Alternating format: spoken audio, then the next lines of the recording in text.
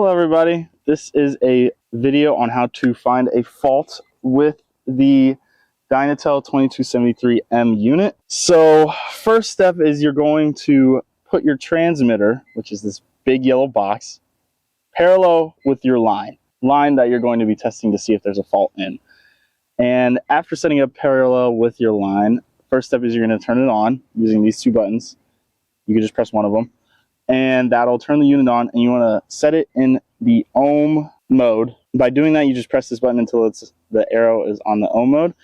And once it's on the ohm mode, you want to have these alligator clips plugged into this audio jack right here and attach your alligator clips to your line, which one of them's right here and the other one is way over there. But you're going to attach your alligator clips to your line and make sure that the ohmage matches what the actual ohmage of your line is. Or once you see the reading and it's accurate to your actual ohmage, you're going to get this ground post and stick it in the ground behind your transmitter.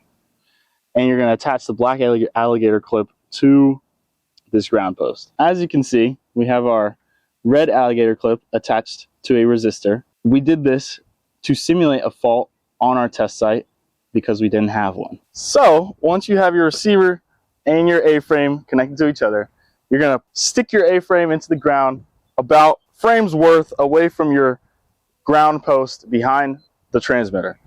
And you're doing that in order to create a reference dB on the receiver. To create a reference dB, all you're pressing is the reference button on the receiver. Once you have your reference dB, you're going to be slowly, not really slowly, you're going to be taking this frame out and just sticking it into the ground along your line. And on the receiver, you're going to be seeing two arrows. One arrow is going to be pointing to a green side, and one arrow will be pointing to a red striped side. And that corresponds to this green side and this red side. On the receiver, you should be looking at your two arrows and just keep moving your A-frame down until you're past your fault. Now, once you're past your fault, the arrow on the receiver will move to the red side, signifying that your fault is past this red side, meaning you just passed it. So the fault is somewhere near where the frame is. Thanks for watching this tutorial on how to use a cable fault locator.